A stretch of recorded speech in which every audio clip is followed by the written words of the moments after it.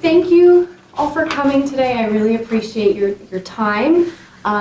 These are our wonderful panelists who have come to talk about corporate social responsibility. So I'd like to introduce Laura Keenan, who is the Corporate Sustainability Officer and Vice President of Workplace Innovations at Fidelity Real Estate in Boston. And then we have Chris Brown, who's Director of New Haven Hiring Initiatives at Yale University Human Resources. So they've both taken time out of their busy schedules to come and talk to us about what CSR is, what their career paths have been, about their organizations. So we'll go through a few questions to start that I have prepared. And then please take note of any questions that you have because we will have some time at the end. But really just to get started, I would love for you both to just introduce yourselves, tell us about your current role.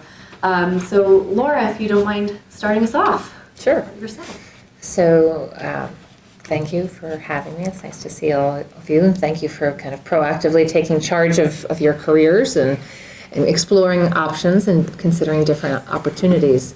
So my role at Fidelity Investments is the Corporate Sustainability Officer, so I'm responsible for environmental sustainability, which for the company globally, which is one part of our corporate citizenship program. So we consider our ESG program, environment, social, and governance, to be our broader corporate citizenship program.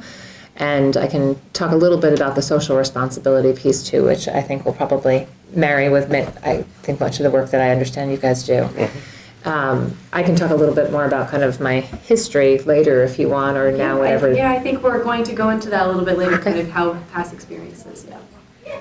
And hi, everyone. My name is Chris Brown. I'm the Director of New Haven Community Hiring. I've been with the university for about 9 years. I started out as the HR generalist for Yale College and museums and galleries, and I've been in this role for the last 3 years, and I'm really happy to be here to talk about corporate social responsibility. Great.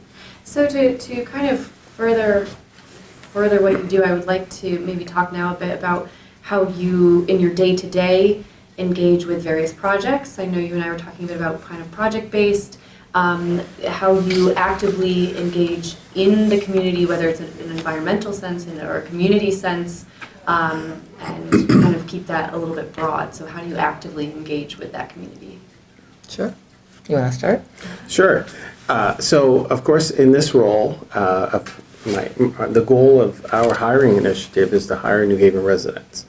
And why are we even talking about that, right? You're hiring, specifically residents. Well, in 2013, our hiring initiative kicked off. It was right after the elections, and as you might recall, the economy was still trying to come out of its downward spin, and in New Haven, the unemployment was probably around 8 or 9%, which was higher than the state, which was higher than the nation, and in certain pockets of New Haven, that been up to about 15%.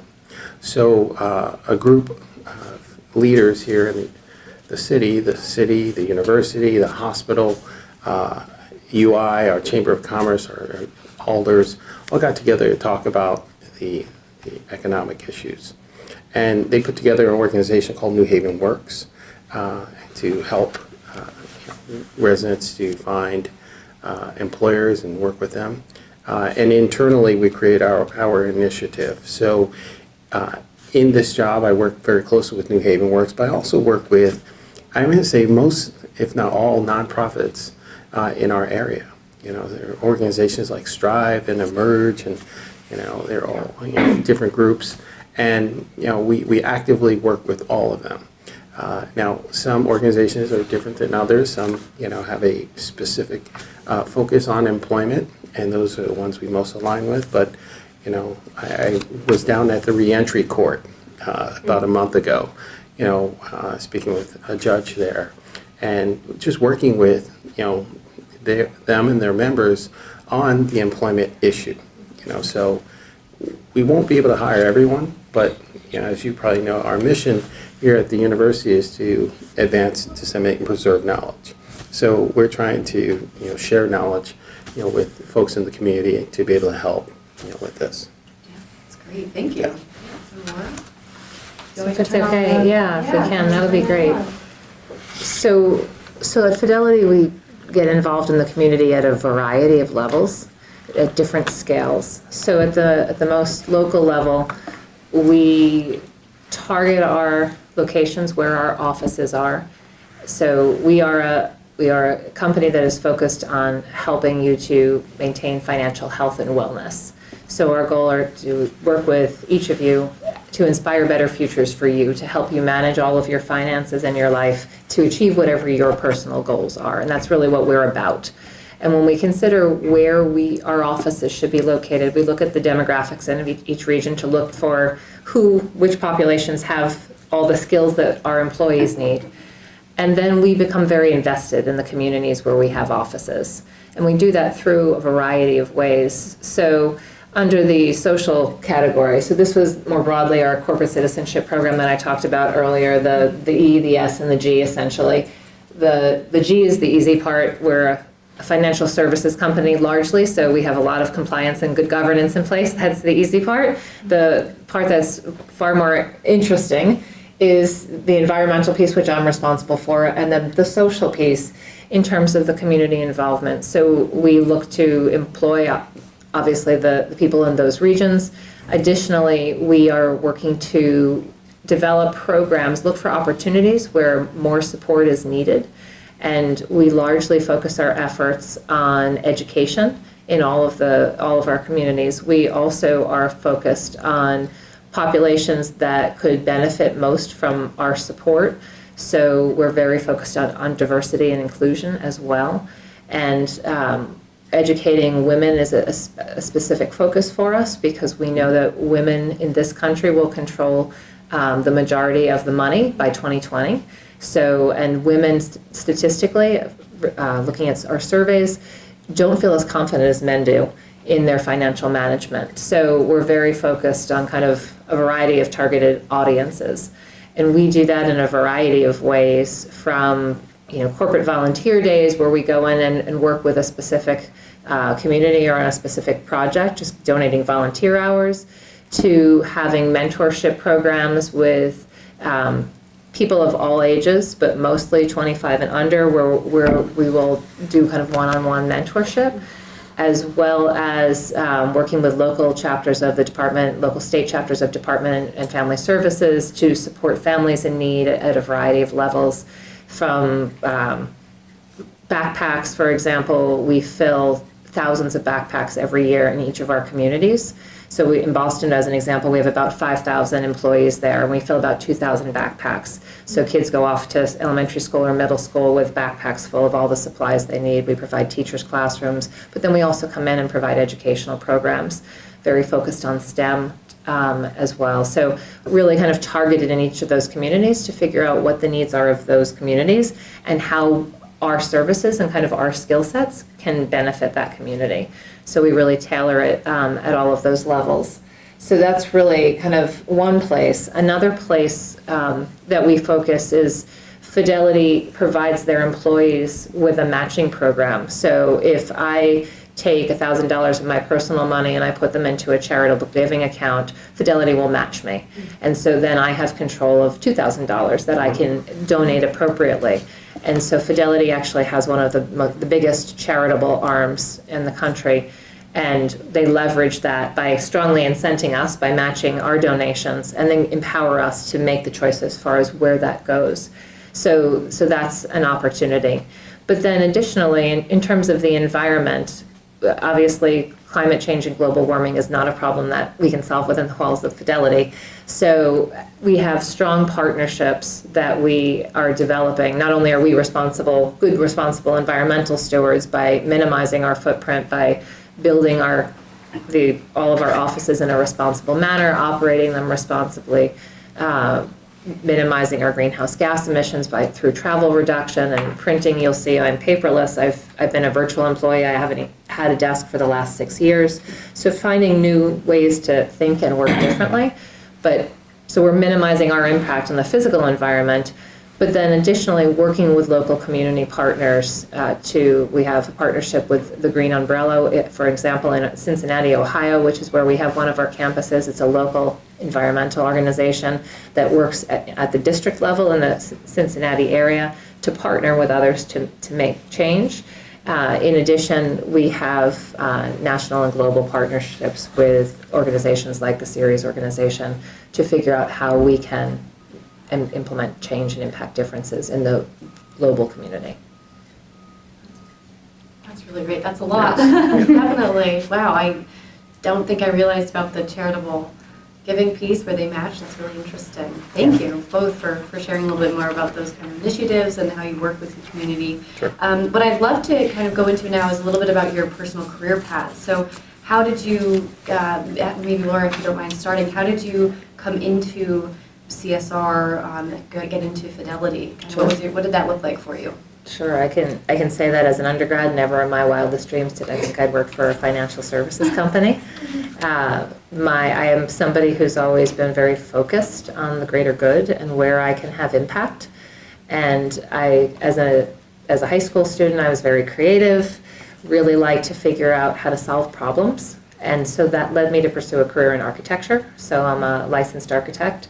And I thought it was really great. I could listen carefully to those folks around me and understand their problems or the opportunities and then solve it three-dimensionally. And so I went to architecture school and everybody thought, wow, you really know what you want to do. You know, you came in as a freshman, you knew what you wanted to do. And, you know, if you had said fast forward 30 years later, would I be at a financial services company or even in corporate America, I would have said absolutely no way. I practiced architecture traditionally for about 10 years in the public sector, so designing schools, museums, libraries, but really focusing on listening to the community and understanding what their needs are and figuring out how to design solutions for them for the long term. And that addressed not only kind of the built environment, but I focused on the public sector because schools don't only need to be used from 8 to 3. They're a community asset that the community can and should be using at all hours of the day, and how can that help other populations that need those opportunities? So really focusing on the social side of problem solving too. And after practicing architecture traditionally for about 10 years, I realized that nobody goes into architecture because they're good business people. People go into architecture because they love to design, or construction because they love to build. And overall, the real estate industry is not an industry full of good business people, full of good people, but not necessarily people who know how to run businesses. So I went back to school to get my MBA and to move to the owner's side to get involved in the projects earlier to set them up for success more effectively. And so I mentioned earlier I worked at Wellesley College. I was representing them and built their West Campus. And great experience working in an academic environment. But then that led me, when that collection of projects was done, it led me to look around and say, well, what opportunities, where do I go next? Do I go into consulting on the business side and leverage my MBA? Or do I, find a different path? And one of the opportunities that I had at that time was Fidelity, working on their real estate team. And I thought, well, certainly working for a 50,000 person company would offer a lot of learning experiences. It personally happened to coincide with my getting married and wanting to start a family, and architecture firms have no benefits. So at a basic level, I thought it would be nice to have some support if we started a family. And my time at Fidelity has been really interesting because if you asked me to tell you my, quote, elevator pitch, to kind of if I had you for a minute, what would I tell you about myself? I wouldn't tell you that I'm an architect. I would tell you that I'm a problem solver. And that's really the consistent thread throughout my career. That's not what I would have told you when I was 20. It's not what I would have told you when I was 30. It's not what I would have told you when I was 40. So it's evolved over time, and only I have that unique perspective to look back. Because at Fidelity, I started as a project manager managing the design and construction of their real estate portfolio globally. And that was great. I learned a lot, but I very quickly became a people manager, and that was great. I've learned a lot as a people manager.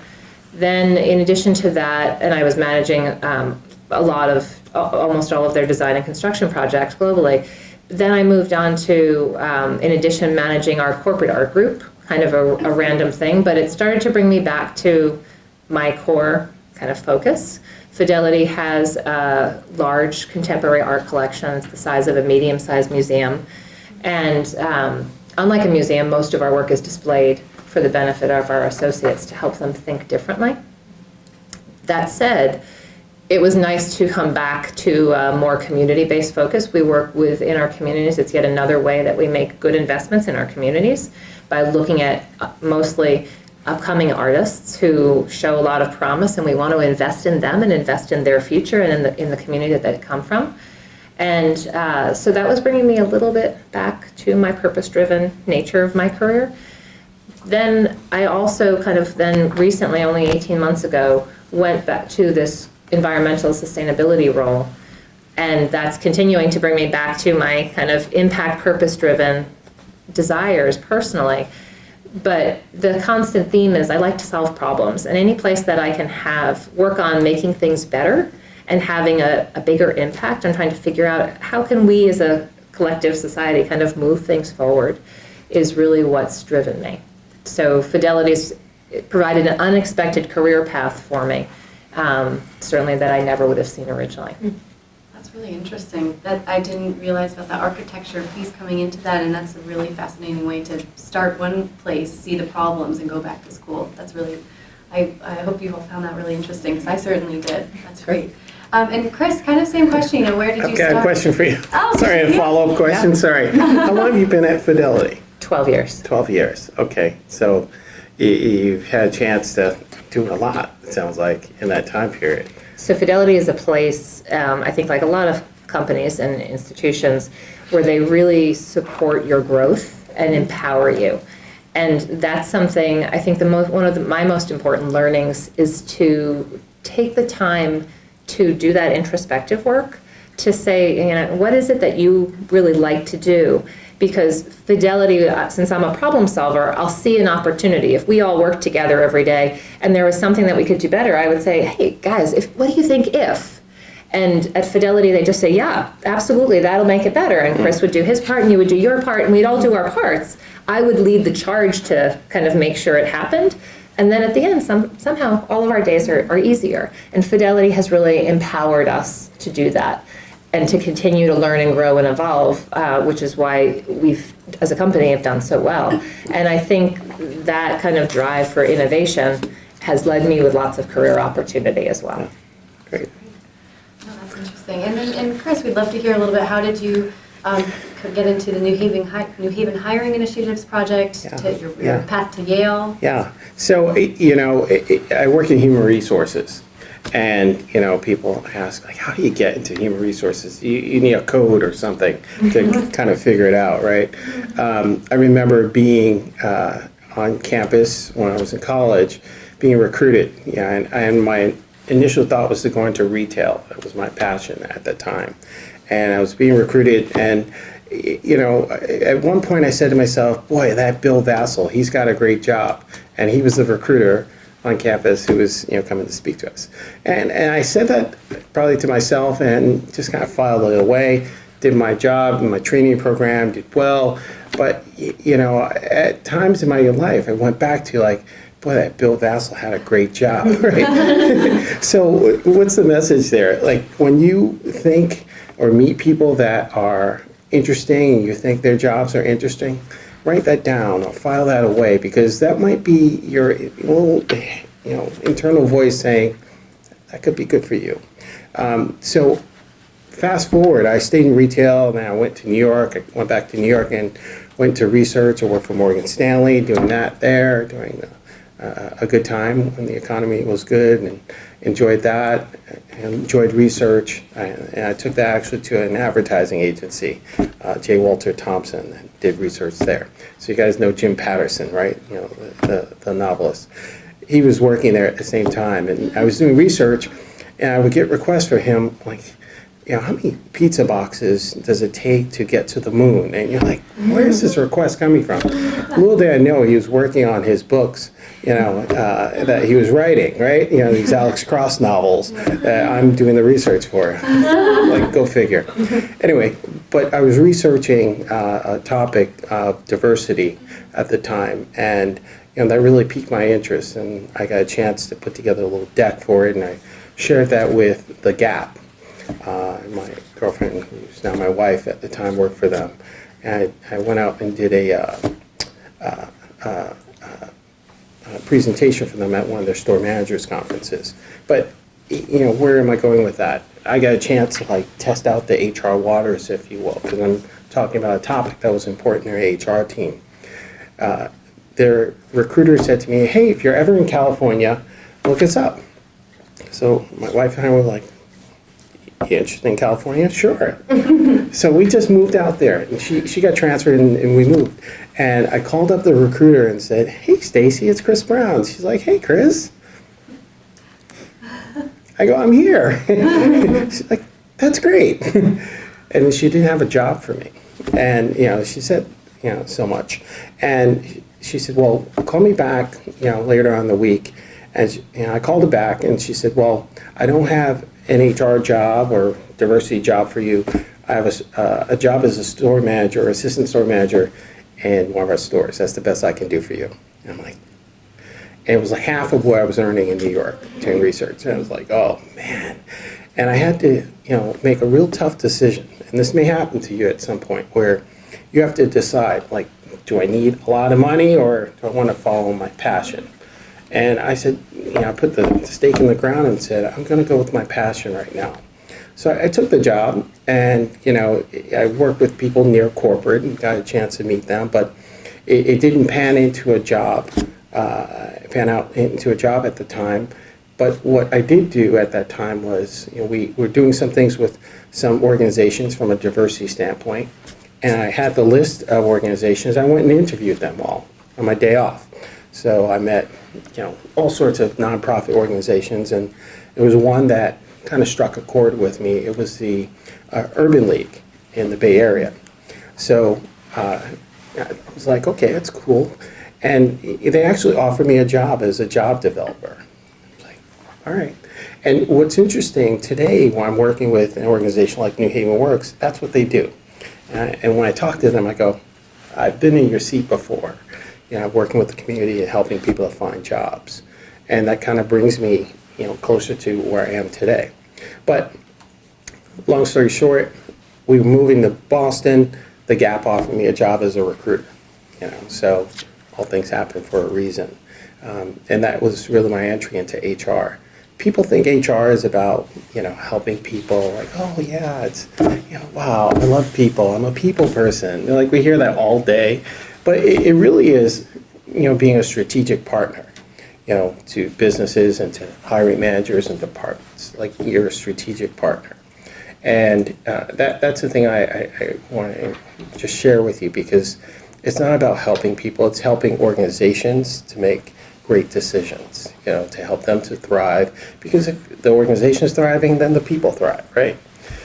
So coming here to Yale, I was working for Williams-Sonoma in California again, went back out there, sorry.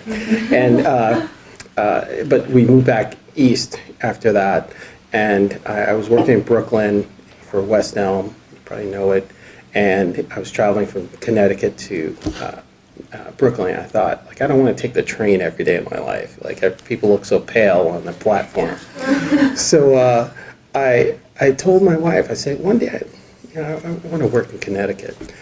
Went online and looked at all the different organizations in Connecticut and found the Yale site. It was so transparent. It was beautiful to look at. Told my wife, one day I'd like to work at Yale, maybe. Whatever. She calls me 6 months later. She says, hey, I'm in New Haven, and Mickey, who is her boss, wants your resume. Interesting. Why? So I just gave it to her because her boss is a CEO. And I hadn't known it at the time, but he gave it to one of the officers here, this guy, Bruce Alexander, who you guys may or may not know. He heads up the Office of New Haven State Affairs.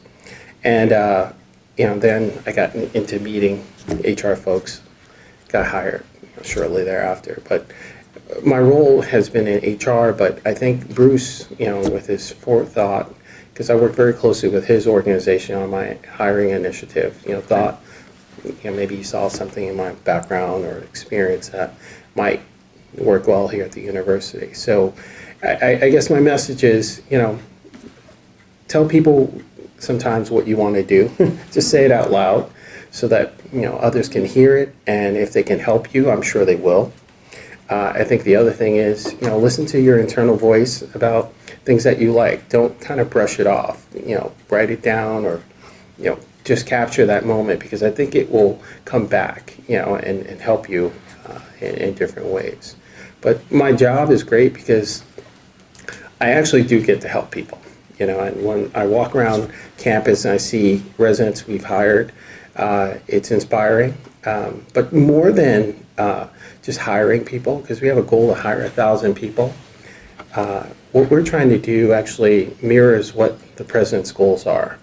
So you guys will probably hear, you might have been here, he became president in 2013, President Salave. And he walked around campus and he talked to students, he talked to faculty, he talked to staff members. And he actually walked around New Haven as well. And he asked people 3 simple questions like, what's great about Yale? Where are we getting stuck or falling short? What should we do differently? And he took all those points and he boiled it down to 4 points. He wanted to make Yale more accessible. He wanted to make Yale more innovative. He wanted to make Yale more unified. He wanted to make Yale more excellent. You probably heard or seen that, in writing or heard it around. So when we think about our hiring initiative, we're actually just executing the president's goals, because we're easily making Yale more accessible for people. We're unifying ourselves, with our town and gown relationship. We are innovative in that we've done some things in our hiring process that other organizations haven't. I'll tell you a little bit more about that. But the last thing is we are making Yale more excellent through the people we're hiring. So that's kind of my path. What a really interesting path. It sounded like you went east to west coast maybe a few times. Yeah. But that's great. Thank I never stopped in the middle. Chicago, never been there. Not calling you, huh? No. Well, that's great. This is so interesting to hear these diverse career paths and kind of how you can move through past experiences and gain these skills that are now helping you. I'd like to talk a little bit more about corporate social responsibility and kind of bring it back to some of maybe the major challenges of the role, but the major rewards of the role. I know that you had mentioned, you're actively helping people, but if we can just expand on that and kind of looking at CSR a little more broadly, what in your roles, what do you think are the biggest challenges and the biggest rewards? Laura, if you don't mind starting us off. Sure. So I think certainly the biggest reward is the impact, is actually seeing that you're making a difference and connecting those dots for people. I think on the flip side, that's the hardest thing, because people don't see you're at Fidelity Investments. What does Fidelity have to do with environmental responsibility or CSR work? It's not, unless you've been touched by us in one way or another, it's not immediately intuitive. And I think even at our own company, I spend a lot of time connecting the dots for people, because this is what I care about. I'm listening to my inner voice of what I care about and following that passion. And so we have, a huge set of people who are investing every day, and we influence a huge portion of the New York Stock Exchange every day with what we're investing. So we have the ability to have a big impact just in our investments. So I'm there with them, talking to my counterparts there, saying, how are we investing? Our investing strategy has to be consistent with the rest of our corporate behavior. So I'm talking to them. I'm talking to our building engineers about how we're managing energy and water responsibly and sourcing renewable energy. And then I'm also talking with our team that's out on pounding the pavement, looking forward, saying who will be Fidelity's top 50 clients in the future, because they care about these issues. So the hard part for me is connecting the dots for everybody. We're also busy kind of in our day-to-day, going to classes, trying to figure out when you're senior, when you're graduating, what are you going to do next? Our family member's sick, whatever it is, we're all so busy in that day-to-day. Sometimes it's hard to step back out of that kind of daily machine and look out to the horizon and beyond and connect those dots. So I think for me, that's really my greatest challenge is helping not only to connect those dots and see those connections myself, but then tell that story to other people in a way that they understand it. And so I think that can be really hard to do too, because when we're kind of in our daily machine doing what we need to do, it's hard to step back and say, what's the language that I need to use to tell that story? So I could tell you about my career history, and it might not be clear to you that kind of the consistent thread for me is problem solving. And even listening to my inner voice, you can hear that everything I'm doing is really focused on getting people together, kind of that team focus and working together. And my first job out of college, I actually just I convinced a firm in New Orleans, an architecture firm in New Orleans, to hire me. But their name was Concordia. They were focused, as an architecture firm, they actually focused on bringing people together to work in concordance with one another. And, I listened to my inner voice and said, what's important to me? And I actually found a firm who focused on that and convinced them to hire me and move to New Orleans. And, so finding those threads, now I can look at my career to date, the journey to date, and say, teamwork is important to me. But trying to kind of step out, get on the balcony, so to speak, and look down at everything going around you and connect those dots, and then figure out how you tell that story to continue to influence change and make whatever it is you want to happen. Great. And for you, Chris, what are some of the maybe challenges and rewards you see in the New Haven initiative? Sure. One of the challenges, and your organization probably works with nonprofits. They're very well intentioned, and sometimes people do go to nonprofits because they are people and they care about the different things that they're working on, but they may not always have I'm going to say the bigger picture in mind. So when we work with nonprofits, sometimes it's frustrating that we get out there and we're like, okay, let's engage, let's do this, let's talk about what we can do and what the issue is, and then we go back and we do our stuff and we come back and they are not ready. Or they didn't do the thing that they needed to do. It can be frustrating for organizations when that happens. It's funny because I was thinking, and I was helping a colleague the other day. Have you heard of New Haven Promise at all? Maybe some of you have. So New Haven Promise is a scholarship that was funded by the university in the city of New Haven back in, I think, 2011. For New Haven students who've come up through the school system. So if you had great attendance, if you had great grades, a B or better, and you did some community service work, they would give you money for school. So that started back then. So in 2013, they actually talked about, when we kicked off our initiative, an internship program. So part of our hiring initiative works with New Haven Promise to provide internships for these New Haven students. Now the students go off to, if they go to school in Connecticut, they'll get the scholarship money. If they go to like Wheaton College or they go to Wellesley or something, they won't get the scholarship money because they've left the state. But they still are open and primed for the internships. So in those years we've actually hired. This first year was 23 interns, 47 at the university. The second year 60, and the third year, and last year 72. So what's great about this is that, why are we working so closely with them? Because they are saying what they're going to do and they do what they say as an organization. So that's the positive side of things. So we give people an opportunity, organizations an opportunity to step up. But I'm going to put on my bigger Yale hat for a moment.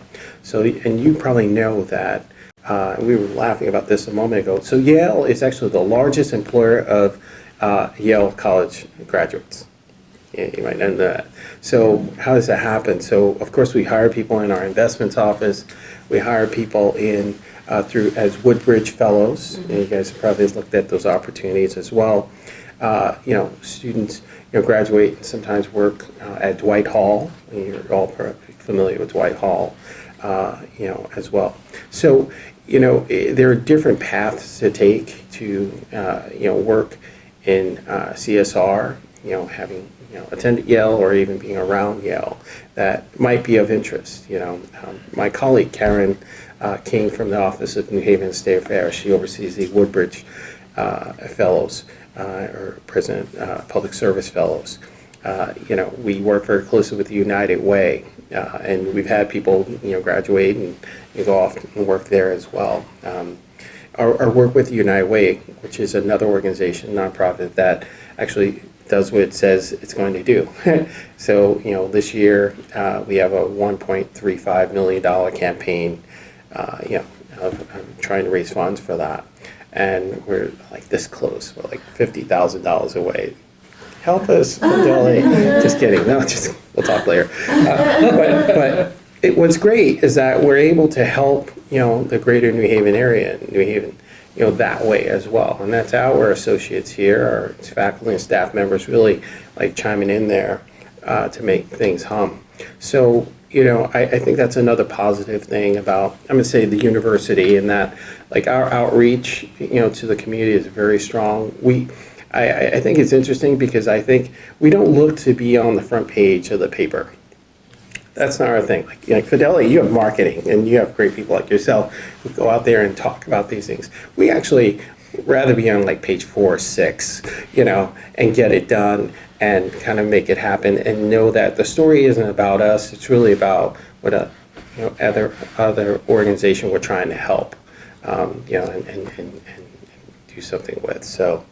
Yeah, that's great. And I really, these have been really helpful, I hope, answers to hear. And I do have one more question for you, and then I want to be wary of the time just so that you guys can get some of your questions in as well. So on a very practical level, if our students here looking to get into a CSR type of role, department, what are some concrete steps you might suggest if corporate social responsibility is an area where our students would want to enter, maybe post-graduation or so forth? Sure. Yeah, and whoever wants to start. Start? Okay. So I would say devour all the current news, current happenings around the world that you can that are relevant, and then talk to everybody that you can. Volunteer where you can, but talking to people. As humans, we are always happy to talk about ourselves, right? If you interview someone, almost anyone, if you say, wow, I'm really interested in your job, almost every person you'll meet would say, sure, I'd be happy to talk to you and tell you all about it. And they probably even have other people that they would recommend that you talk to. So I would strongly suggest pursuing informational interviews, just like Chris has found, this position through other connections. Mm-hmm. It's always just talking to people. As he said, tell them what you want to do. Say, I'm thinking about this, and learn and be curious about what they're doing and take all that in. But then also tell them flat out what you're thinking about, and they'll likely tell you to talk to somebody else, and then devour them and learn as much as you can from about what they want to do. And that just leads one connection to the other. And those connections, especially if you foster them, but even sometimes when you don't, they don't go away. I found my first job out of undergrad through my 3rd grade teacher. What are the odds of that? Because I told him what I wanted to do. And he was the one who said, hey, it sounds like you want to go to this, you want to talk to these people in New Orleans. That's how I got there. And, you never know where it will come from, but tell everybody you know what you're thinking about, and ask them for their advice. People will talk a lot, and you'll learn a lot, and have, and just broaden your horizons to other opportunities. So if you're interested in corporate social responsibility, start saying it out loud. Right. Exactly. Absolutely. Yeah, great, thank you. And Chris, for CSR, what might I can echo you. I think really, trying to figure out, if we were in my office together, I have a whiteboard, and on it I have a drawing of a dartboard. Why? Because that's a career, right? If you look at your career as a dartboard. So, of course, everybody wants to get the bullseye, right? And, try for that. But the key is really to try to line up some opportunities that lead you to that. So, just using your example, so, you start out as an architect, right? And, how does an architect have anything to do with Fidelity? But, that put you on the board, and other opportunities, kind of led you to that. So if you can, try to figure out, and the board might be something that you're passionate about. So I thought when I was in college I wanted to go into retail, because I read GQ magazine or whatever it might be. But I think at the end of the day, I probably did want to go into HR. I just didn't know it. Right? So, but throw some of those darts, and the key is not to throw a dart off the board and on the wall or on the floor. So, if I offer you a position as a juggler, it's something you don't really want to do, but you have to because you have to earn money. Like, take a moment and pause and think, is there another opportunity I can take that's closer to what I want to do ultimately? Build those skills. I think the other thing is knowing what skills you have to offer and being very clear on that. We put together resumes. You all have resumes? Anybody enjoy putting it together? It's hard to do. Everybody hates it, right? And this is the thing that we learned in our hiring initiative. People hate putting together resumes. I'm an HR person and I hate putting it together, okay? I'm gonna go on the record. It's on the tape. And, I say that because we put these things that we kind of hate putting together and then we send it out to people with the hope that they're gonna like it and hire us. So, it's important to, one, understand what people are looking for. So you get some of that information through conversing with folks, like what's your job about, what do you do, what skills do you use, and pick up some of those things. But then also, if you apply for a job at Yale, and so many people have applied, we get 80 to 100,000 applications a year. We hire about 2,000 people. So 2,000 hires out of 100,000, we got 98,000 people who are not getting hired, right? But the key is really to understand, what was that employer looking for? And did I give it to them, or some of it, in my resume? So, making sure that you read that document, the job description well, and understand what they're looking for. And if you have those things, make sure you share it. I met with a young person who was I wouldn't say they were a Yale grad, but I know they went to Georgetown for their master's. And great young man, I'm talking to him, he says, yeah, I've been applying, I can't get through. I look at his resume. He's got a lot of great experiences, and he's got work, history. He never put down his technical skills. There wasn't a single line about Word, Excel, PowerPoint, Prezi, whatever. Never a mere mention of it. And I said, well, how are people supposed to know that you have these skills? Oh, everyone has them. I said, but you have to tell people, because we can't qualify you for a job if we can't find it on your resume. It's unlawful to assume that you have something. So he was like, but that's the thing. As you are putting together your resumes and your and things like that, make sure that you look to see what they're really asking for and see if you can deliver that and know what skills you have. I would say. And I would say, tell us why you're perfect for the job. Because I just hired someone for the real estate team who has no real estate experience. And similar to the way Chris came to Yale, she came to me as a recommendation. And she wasn't looking for a job. She wasn't looking at the dartboard to say, what else might I want to do? Would I even consider something that doesn't sound like it's going to be on the dartboard? Because sometimes you don't know if it's going to land on the dartboard until it does. And someone said to her, I really think you should talk to this guy. I hear this position open. And I think you have the right skills. And she was like, I don't. So I talked to her and I interviewed her, and she had all the right skills. She was incredibly articulate, strong relationship skills, strong communication skills, great people management skills. That's what this role required. And she said, but Laura, I can't do that. I can't do the job. I have no real estate experience. I said, but you have the skills that I need. I can give you the experience. I can teach you about real estate, but it's the skills that I need. So sometimes it can be intimidating when you look at a job description to try and figure out what it is they want.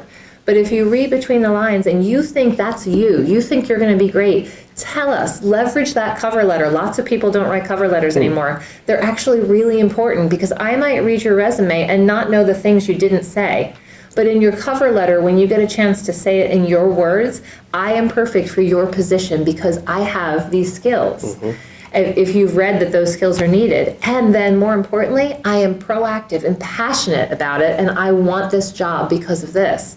You're going to fall right to the top of my list in terms of people that I want to talk to, because you want it. And I can tell you've already thought about how this job is you. And even if you don't have the perfect experience, you'll get that through the job. So it's really important to think about that inner voice that drives you, and to be open to those opportunities that may not appear to be on the dartboard. But if someone says, have you ever thought of this? Just check it out. Just go explore it and ask the questions, because you might be surprised. Yeah, absolutely. And again, that goes with the talking to people about their experiences. But I definitely want to open questions up to you. Thank you both so much for going through some of my questions. But I want to open up to all of you. Do you have any questions for Chris and Laura about corporate social responsibility. It can be really anything, the day-to-day, anything that they had mentioned earlier that you want to follow up on. Yes, please feel free to ask any questions. I have a question. So I've heard people telling me, yeah, it's great that you want to work for corporate social responsibility, work for social good, but it's not good to use that as your starting point of the career. Some people encourage me to get some experience, some hands-on experience on for-profit or real business work first before jumping into social good, because it would be disadvantageous for your boss to think that you have no other experience other than working for pure, very philanthropic goal. What is your take on that? So I would say that every job has a component of social responsibility to it. So I have a Northeastern University MBA candidate working for me right now in a co-op position, and she wants to be in supply chain. That's where her passion is, but she wants to be in responsible supply chain. Every job has this element to it if you look for it. So I think you can pull it into and find those threads in anything that you want to do. So I think you can start there or not. It's up to you. It's more about kind of where your passion is. And then if this is part of, if CSR issues are part of your passion, pull it into whatever you do. Because it's a minimum requirement for any company's operation. It's not a nice to have. It's not a differentiator. Every company you interview is going to care about these issues. Every place you consider working. So everybody's got to be doing it. And that's a great place that we are now. But therefore you can leverage it in your job wherever you go. I think it's important to get work experience and work at organizations and corporations. Yeah, I think, sometimes, and some people that I work with closely in the community, they have never worked for an organization. And you learn so much about the structure and how to drive. Like some people are very bottom line focused, and just being able to put on that cap occasionally, because if you can't see it from that perspective, then people think you're always going leading from your heart, And we really, whatever we do, like you said, you can work in CSR, and still be a professional, sourcer or, person in supply chain.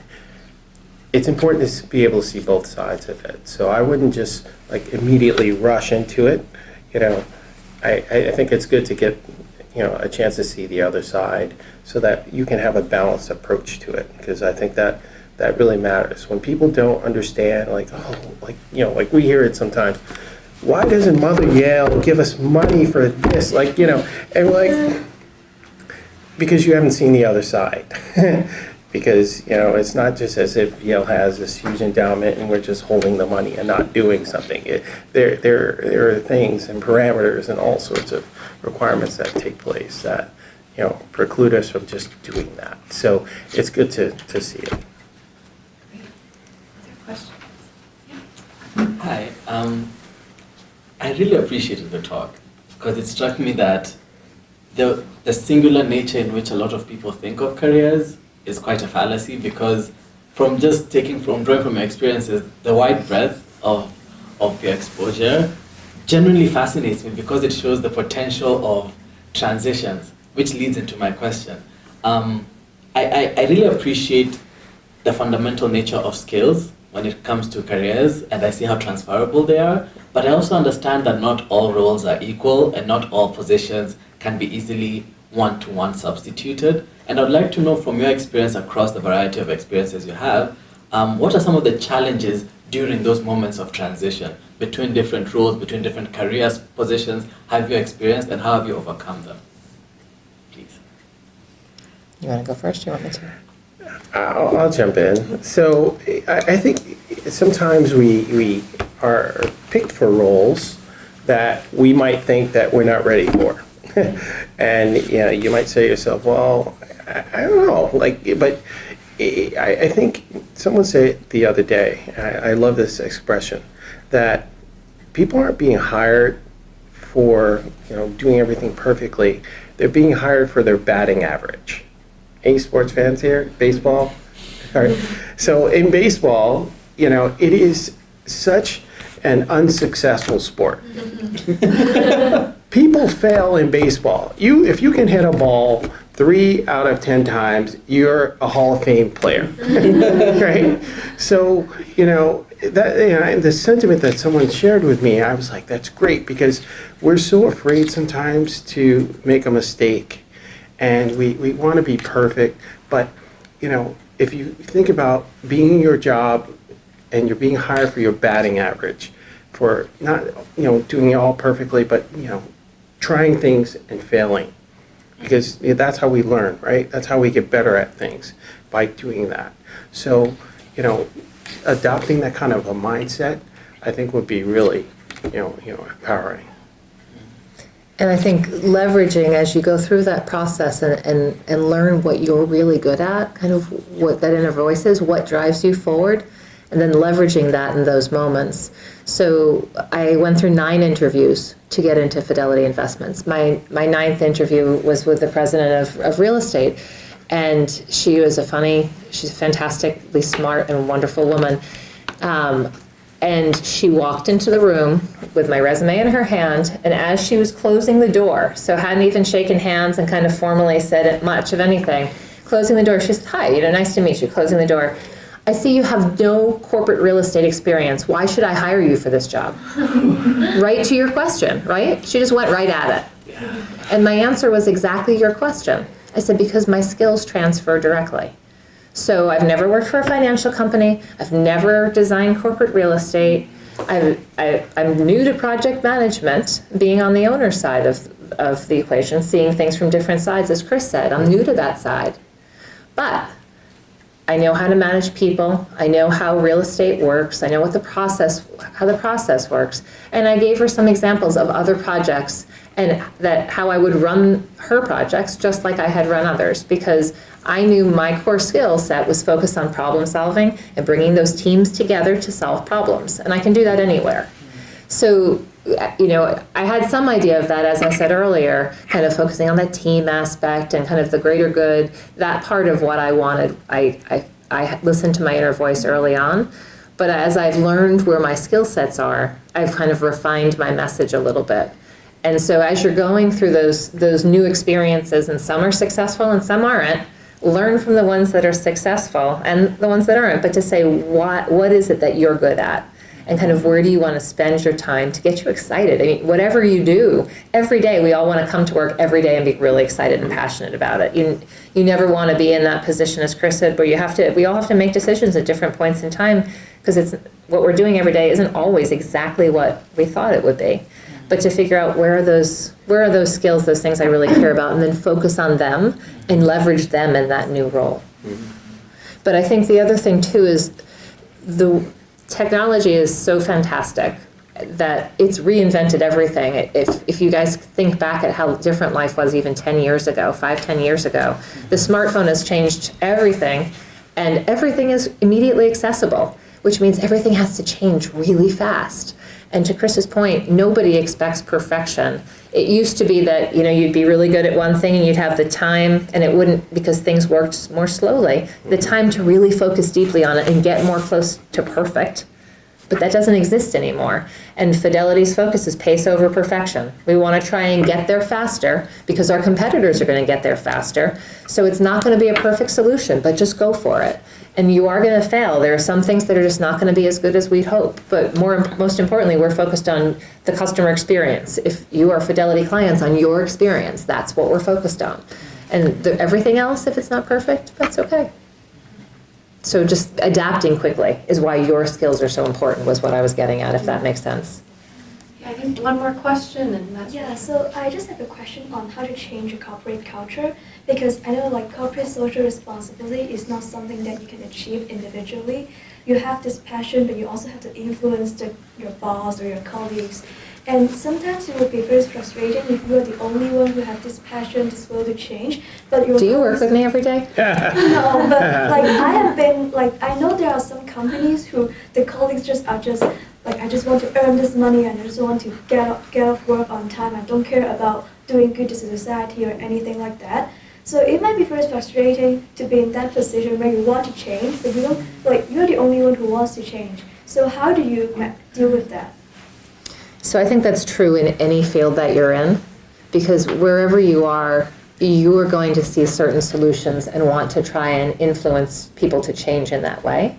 And it might be you're in finance, or you're in the nonprofit world, wherever you are, or corporate social responsibility. You're trying to influence change that you feel would be best.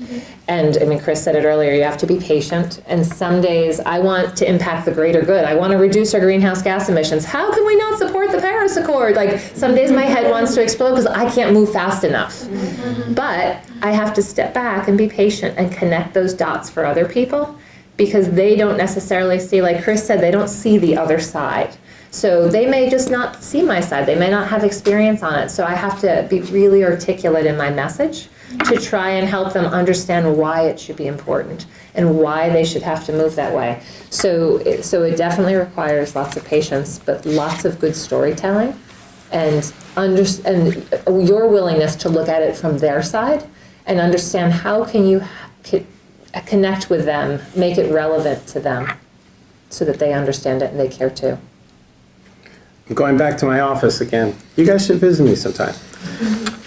On my whiteboard, I have a picture of a cake, a wedding cake, sort You of. must have a really busy Yeah. whiteboard. It really is. Each piece has And a it's got story. color, it's everything. But the bottom layer of the cake, it's kind of flat, like a sheet cake, and it says like, right? So, when you go to a new organization, you come to school, you want to like each other, right?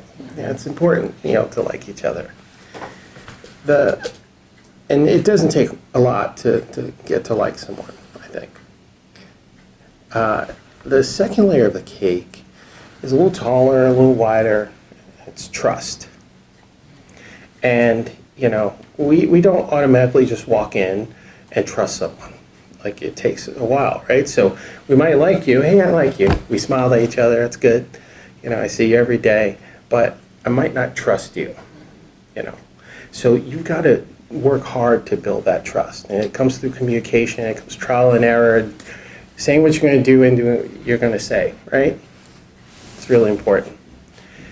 But the top layer of the cake, it's the prize, is a dancing figure on top, this wedding cake, is influence. You'll never be able to influence someone if you don't have trust and if you don't like them.